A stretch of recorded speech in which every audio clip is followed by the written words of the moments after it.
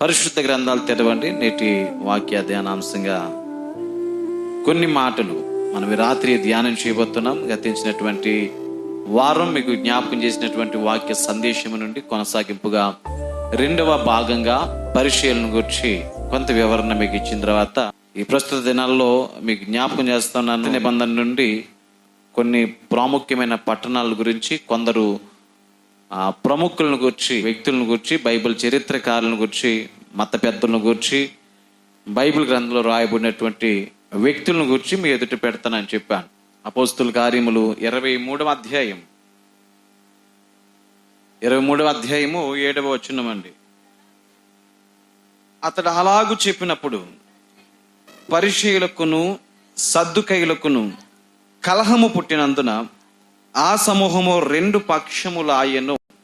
సద్దుకయ్యులు పునరుద్ధానము లేదనియు దేవదూత అయినను ఆత్మ అయినను లేదనియు చెప్పుదురు గాని పరిసయ్యులు రెండియు కలవని చెప్పుకొందరు. అప్పుడు పెద్ద గొల్లు పుట్టెను అని రాయబడింది. ప్రియులారా, మీకు చెప్పాను, యేసుక్రీస్తు వారి యొక్క కాలానికి మునుపు ధర్మశాస్త్ర కాలము నుండి, అలాగే మోషే అహరోనుల యొక్క కాలము నుండి కూడా మనం చూస్తే ఇశ్రాయేలు యూదుల యొక్క చరిత్ర చాలా గణనీయమైన చరిత్ర. మరి ప్రపంచ దేశాలన్నిటిని మనం చూస్తున్నప్పుడు అన్ని దేశాల వారి మతాల కంటే, అన్ని దేశాల వారి సిద్ధాంతాల కంటే, అన్యుల సిద్ధాంతాల కంటే, అన్యుల ఆచారాల కంటే యూదా మత ప్రవిష్ట చాలా ఘనమైంది. బైబిల్ చరిత్ర చెబుతుంది, యూదులు అన్నిటిలో చాలా నిష్ట కలిగిన వారిగా ఉన్నారు. వారిలో నుండి వచ్చిన 2 తెగలు పరిసయ్యులు, సద్దుకయ్యులని మనం చెప్పుకున్నాం. ఈ పరిసయ్యులను గురించినటువంటి వివరణ మీకు ఇచ్చినప్పుడు గత దినాల్లో మీకు చెప్పాను ప్రియులారా, పరిసయ్యులు ఎప్పుడైనా మార్కెట్కి వెళితే, సంతకు వెళ్ళి తిరిగి వస్తే నీళ్లు తీసుకుని తల మీద చెల్లుకునేవారట. అలాగే ఎవరైనా ఒక గుంపుగా సమాజంగా కూడుకుంటే వారి దగ్గరికి వీరు సామాన్యంగా వెళ్ళేవారు కాదు. ఎందుకంటే ఆ దినాల్లో సుంకరులు, పాపులు, అతి చిన్న బలహీనమైన తెగలు వారు, అనగా సమరయులు ఎక్కడైతే కూర్చొని మాట్లాడుకుంటారో ఆ సమాజానికి చాలా దూరంగా ఉండేవారు.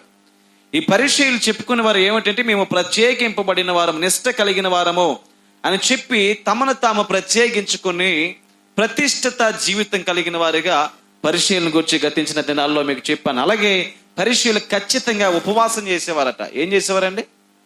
ఉపవాసము. అలాగే ఈ పరిసయ్యులు సబ్బాతు అంటే విశ్రాంతిని కూడా చాలా ఖచ్చితంగా పాటించేవారు. అలాగే పెద్దల పారంపర్య ఆచారాలను కూడా పాటిస్తారని చెప్పి మార్కు సువార్త 7వ అధ్యాయం 3-4 వచనాల్లో గతించిన వారంలో మీకు జ్ఞాపకం చేశాను. అలాగే 5వదిగా సునగోగులు అంటే ఆరాధన పద్ధతులు, ఒక సమాజ మందిరాలను కూడా వీరు నిర్మించిన విధానం కూడా పరిసయ్యుల యొక్క జీవిత చరిత్ర తెలియజేస్తా ఉంది. అంటే అప్పటి వరకు ప్రత్యక్ష గుడారం అని, దేవుని యొక్క దేవాలయం అని, ఇవన్నీ సొలొమోను కట్టించిన మందిరం అని ఉన్నాయి. కానీ ఈ యొక్క పరిసయ్యులు ప్రత్యేకించి వారి కొరకు సునగోగులను నిర్మించుకున్నారు.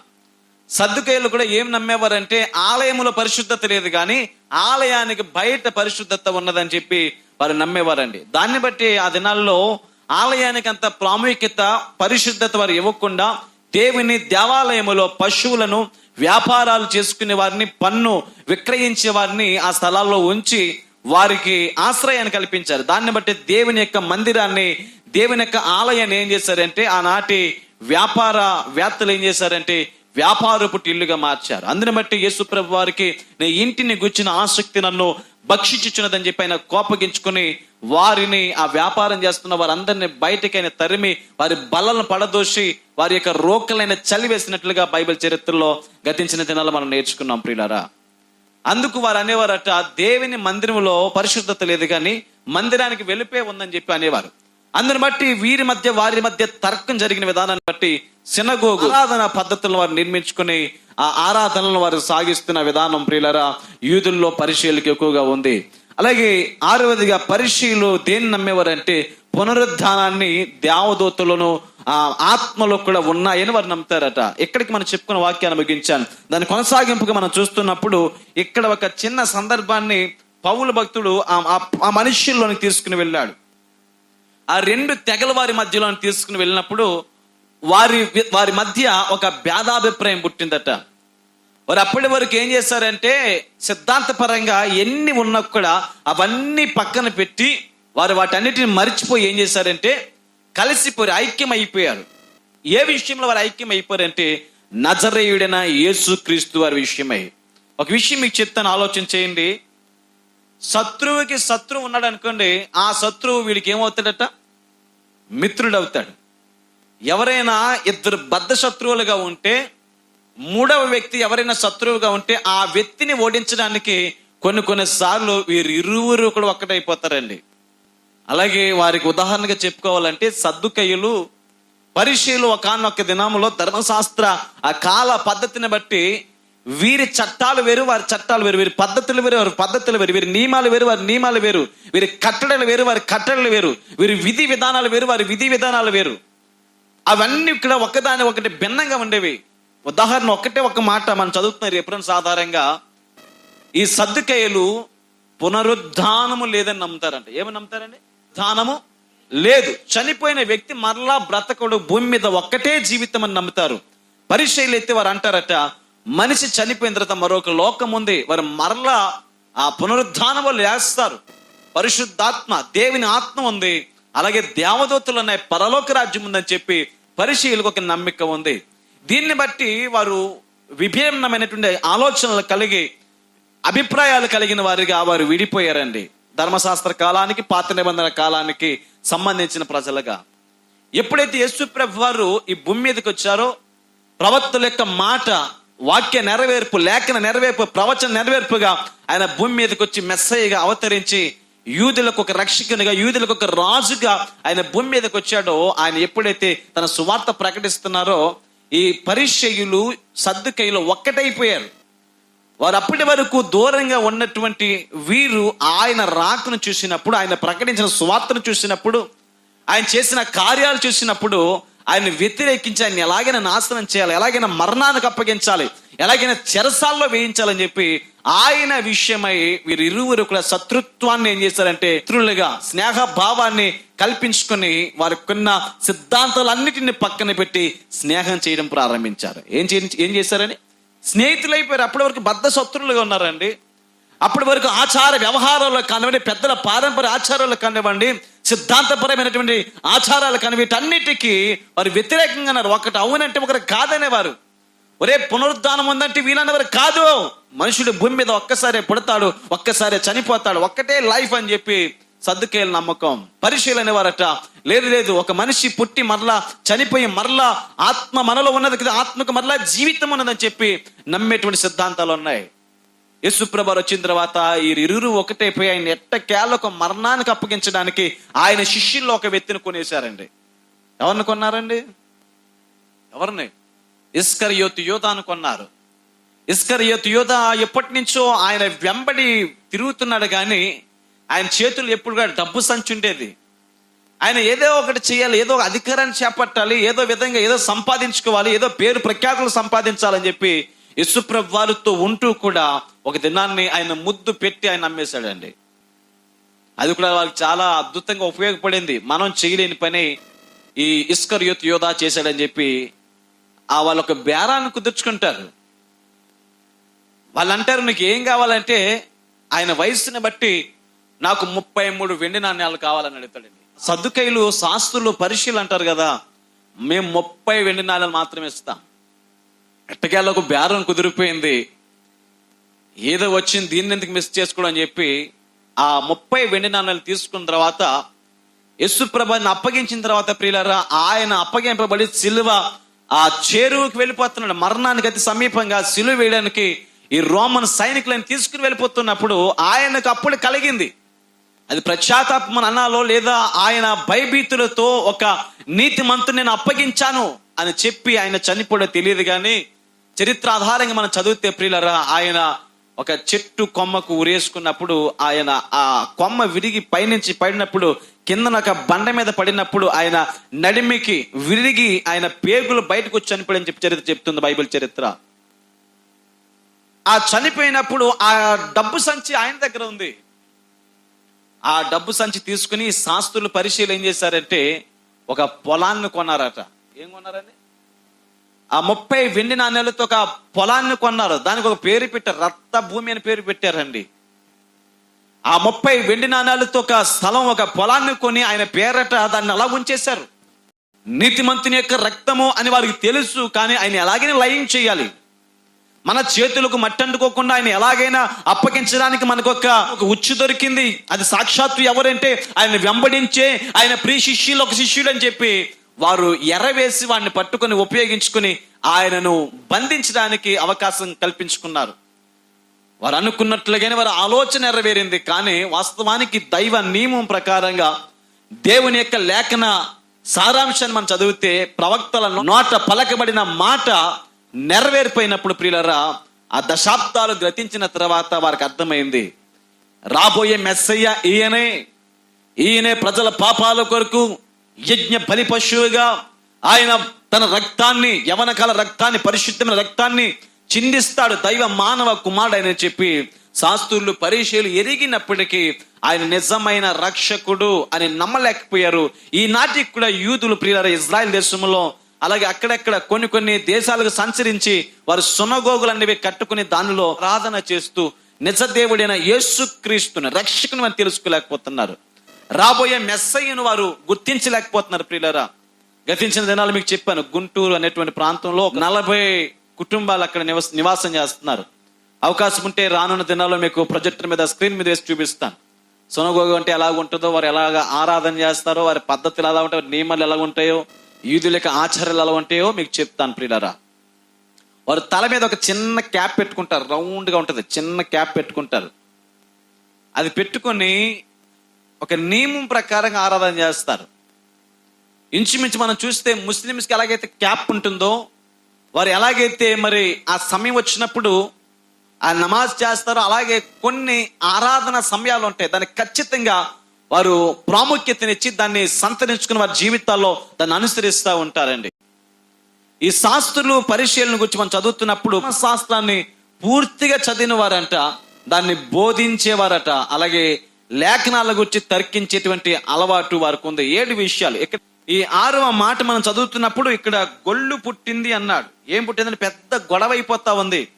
కారణం ఏమిటంటే వీరు అప్పటి వరకు స్నేహభావంతో ఉన్నారు. మరలా పూర్వపు సంగతులను వారి జీవితాల్లో జ్ఞాపకం చేసిన వ్యక్తి ఎవరైనా ఉన్నారంటే అతడే అపోస్తలుడైన పౌలు భక్తుడు. యేసుక్రీస్తు వారు వచ్చినప్పుడు వారు ఐక్యం అయిపోయారు. ఈ సద్దుకయ్యులు, పరిసయ్యులు.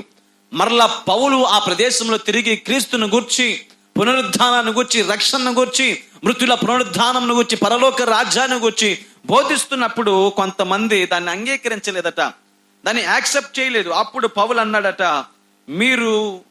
నేను కూడా మీలాంటి పరిచయుడనే. ఒక మాట చదువుతాం 6వ వచనంలో, వారిలో ఒక భాగము సద్దుకయ్యులు మరి ఒక భాగము పరిచయులు ఉన్నట్టు పౌలు గ్రహించి, సహోదరులారా, నేనును పరిచయుడును పరిచయుల సంతతి వాడను, మనకున్న నిరీక్షణను గురించి, మృతుల పునరుద్ధానమును గురించి నేను విమర్శింపబడుచున్నానని సభలో బిగ్గరగా చెప్పాను.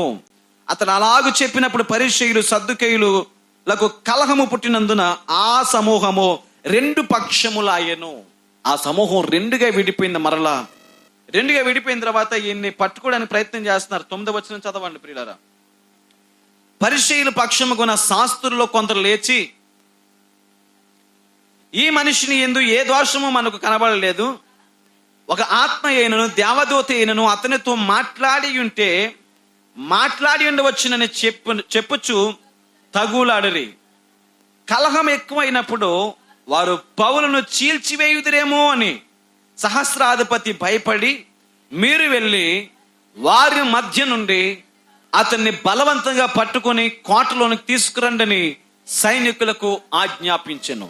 ఇక్కడ సహస్రాధిపతి అనేటువంటి ఒక నాయకుడు ఉన్నాడు. ఆ సైనికులకు ఒక నాయకుని ఉన్నటువంటి ఈ వ్యక్తి అక్కడ జరుగుతున్న వాటన్నిటినీ గమనిస్తున్నాడు.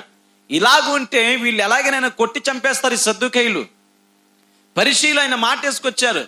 అప్పటికి అందులోని కొంతమంది శాస్త్రులు లేచన్నారంటే, ఇతను న్యాయంగా మాట్లాడుతున్నాడు, ఈయన వాస్తవాన్ని మాట్లాడుతున్నాడు, ఈయన మాటలో ఏ తప్పు కూడా లేదు, ఈయన న్యాయంగానే మాట్లాడాడని చెప్పి ఆయనకు జడ్జిమెంట్ ఇచ్చారండి. ఆయన నిర్దోషి అని తేల్చి చెప్పారు. అయినప్పటికీ సద్దుకయ్యులు ఆయన విషయమే పగబట్టిన వారుగా ఉన్నారట. మేమైతే పునరుద్ధానం లేదని చెప్తున్నాము, మరొక జన్మ లేదని చెప్తున్నాం, నువ్వు ఎలా చెప్తావు అని చెప్పి ఆయన పట్టుకుని, అక్కడ చదువుతున్నాం, ఆయన చీల్చివేయుదురేమో అన్న మాట రాయబడి ఉంది. అందుని బట్టి సహస్రాధిపతి తీసుకుని వెళ్ళిపోయి బలవంతంగా ఆయన పట్టుకుని పోయారంట పౌలు గారిని. అంటే ఆయన శిక్షించడానికి కాదు, కానీ వాస్తవానికి ఆయన సురక్షితంగా కోటల్లో ఉంచడానికి సహస్రాధిపతి తన సైనికులు పంపించినప్పుడు ఆయన తీసుకుని వెళ్ళి కోటలో పెట్టారు. 11 వచనం చదువుతాం. ఆ రాత్రి ప్రభువు అతని యొద్ద నిలుచుండి, ధైర్యంగా ఉండు, యెరూషలేములో నన్ను గూర్చి నీవెలాగు సాక్ష్యం ఇచ్చితివో అలాగున రోమాలో కూడా సాక్ష్యం ఇయ్యవలసి ఉన్నదని చెప్పెను.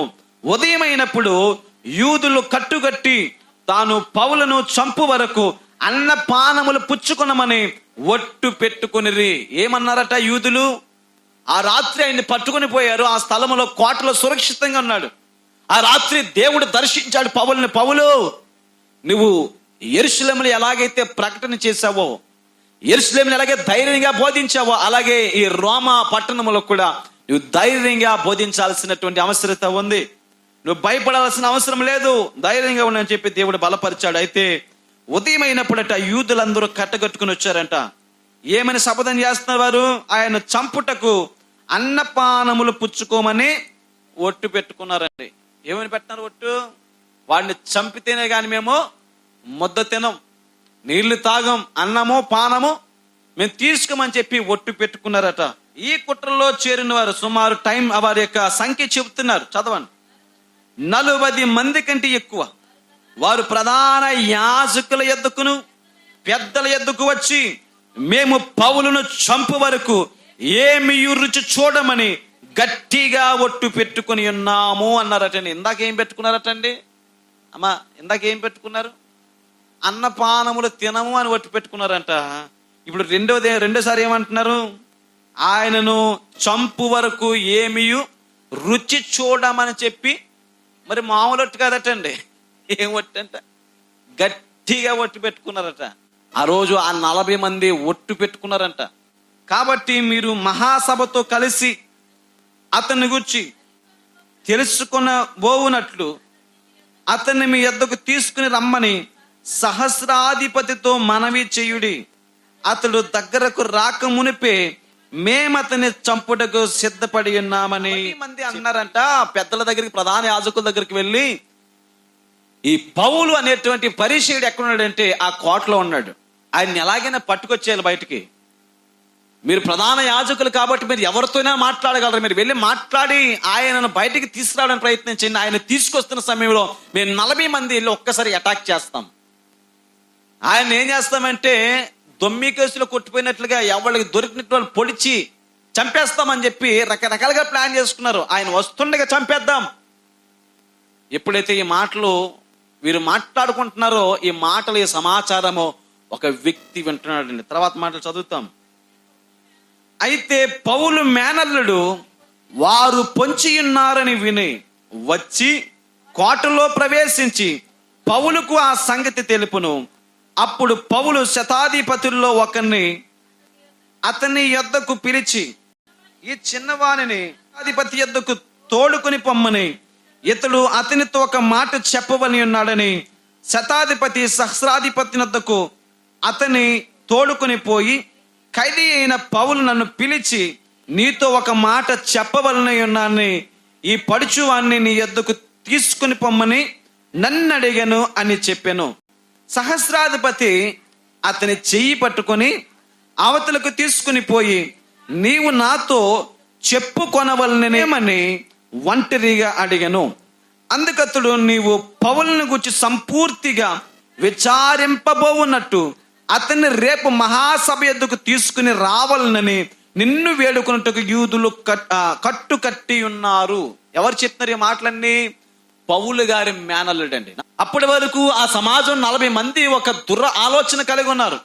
పౌల్ని ఎలాగైనా పట్టుకోవాలైనా చంపాలి అని ఆలోచన కలిగి ఉన్నప్పుడు ఈ మాట ఆయన దృష్టికి వచ్చింది. వెంటనే ఆయన కోటలో ప్రవేశించి పౌలు భక్తుడు చెప్పాడు, మావయ్య నేను చంపడానికి యూదుల్లో 40 మంది తీవ్రమైనటువంటి ఆలోచన కలిగి ఒక ఉపాయాన్ని పన్నారు. నిన్ను రేపటి దినాన్ని ఆ మహాసభకు తీసుకుని వెళుతున్నప్పుడు, నిన్ను సహస్రాధిపతి విచారిస్తున్నప్పుడు దారి మార్గం మధ్యలో నిన్ను చంపడానికి వారు ప్రయత్నం చేస్తున్నారు అన్నప్పుడు ఈ మాట నాకు చెప్పావు. సరే, నువ్వు సహస్రాధిపతికి వెళ్ళి ఈ మాట చెప్పు, ఆయనకి వెంటనే సమాచారం ఇవ్వమన్నప్పుడు ఆయన ఎట్టకేలకు కోటలో మరలా సహస్రాధిపతి స్థలానికి వెళ్ళి శతాధిపతి యొక్క సహాయమును తీసుకుని వెళ్ళి ఈ మాట ఆయనకు అందజేసినప్పుడు ఆయన ప్రియులారా ఆయన తప్పించేటువంటి ఆలోచన చేస్తున్నాడు. చదువుతున్నాం, వారి మాటకు నీవు సమ్మతింపవద్దు. ఆ యవనస్తుడు చెప్తున్నాడు, పౌలు మేనల్డ్ అంటున్నాడు, అయ్యా సహస్రాధిపతి గారు మీరు ఆ మాటకు సమ్మతింపవద్దు. వారిలో 40 కంటే ఎక్కువ మంది మనుషులు అతని కొరకు పొంచి ఉన్నారు. వారు అతని చంపు వరకు అన్నపానములు పుచ్చుకొనమని ఒట్టు పెట్టుకుని ఉన్నారు. ఇప్పుడు నీ యొద్ద మాట తీసుకుని వాళ్ళని కనిపెట్టుకుని సిద్ధముగా ఉన్నారని చెప్పాను.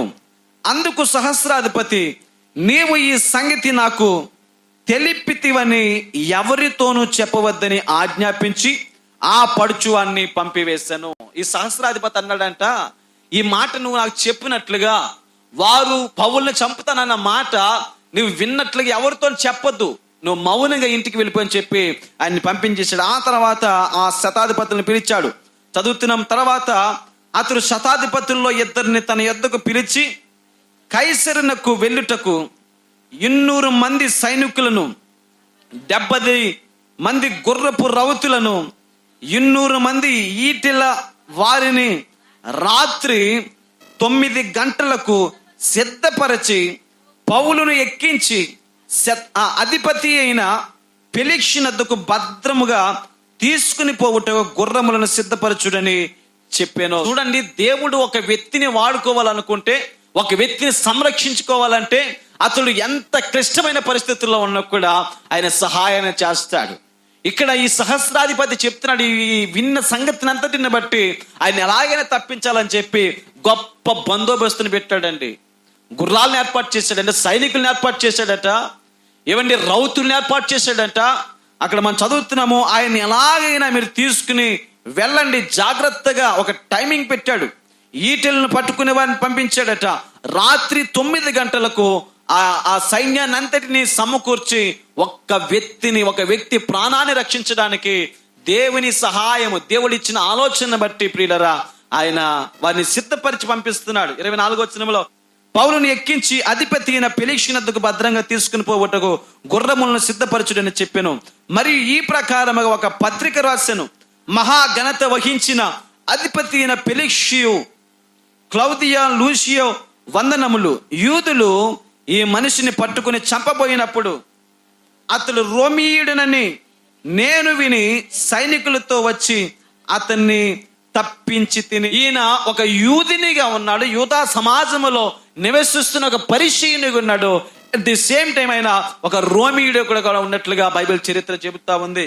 ఆయన గురించి చదువుతున్నాం ప్రియులారా, ఆయన రోమీయుడని కూడా నేను తెలుసుకున్నాను. అది జాతికి సంబంధించిన వ్యక్తే, మన కుటుంబానికి సంబంధించిన వ్యక్తే, మన పట్టణానికి సంబంధించిన వ్యక్తే గనుక ఆయన చనిపోవడానికి వీల్లేదు. ఆయన జాగ్రత్తగా నీ దగ్గర కొన్ని రోజులు ఉండడానికి అవకాశం కల్పించని చెప్పి ఒక పత్రిక రాసి ఈ సహస్రాధిపతి ఆయన పంపించినట్లుగా మనం చదువుతున్నాం ప్రియులారా. తర్వాత మాట చదవండి, వారు అతని మీద మోపిన నేరమేమో తెలుసుకుని గోరి నేను వారి మహాసభ యొద్దకు అతన్ని తీసుకుని వచ్చి తిని, వారు తమ ధర్మశాస్త్ర వాదనలను గూర్చి అతని మీద నేరము మోపిరి గాని మరణమునకైనను బంధములకైనను తగిన నేరము అతని యందు ఏమీయు కనబరచలేదు. అయితే వారు ఈ మనిషిని మీద కుట్ర చేయనై ఉన్నారని నాకు తెలియవచ్చినందున వెంటనే అతన్ని నీ యొద్దకు పంపించి తిని, నేరము మోపిన వారు కూడా అతని మీద చెప్పవలన ఉన్న సంగతిని ఎదుట చెప్పుకొన నేను ఆజ్ఞాపించి తిని. ఆయన అంటున్నాడు, అయా ఫెలిక్స్, అధిపతి ఫెలిక్సు, ఓ మహాఘనత వహించిన అధికారి, ఈ పౌలు ఎవడు అంటే ఒక రోమీయుడు. ఈ పౌలు ఎవడంటే పరిచయుల సంతతికి సంబంధించిన ఒక పరిచయునిగా ఉన్నాడు. అయితే ఆయన ఎందు మరణానికి తగిన, బంధకానికి తగిన చెరసాలను వేసేటువంటి ఏ యొక్క తప్పిదమైన జీవితంలో లేదు. నేను విచారించాను, మీరు కూడా విచారించండి. ఆ వ్యక్తిని మీ దగ్గరికి పంపించడం క్షేమం నేను భావించానని చెప్పి ఆ మాటలు చెప్తాను. ఇంకా చదివితే చాలా విషయాలు రాయబడ్డాయి. అయితే సమయ సందర్భాన్ని బట్టి నేను ఇక్కడ దాన్ని ముగిస్తున్నాను. ఇటు వాక్యమును బట్టి మనం ప్రభుని స్తుతిద్దాం. ఈ చెప్పబడిన మాటలు ప్రభు మనందరి వెనుకలో దీవించి ఆశీర్వదించి నడిపించును గాక. ఆమేన్ చెప్పండి అందరూ. ఆమేన్.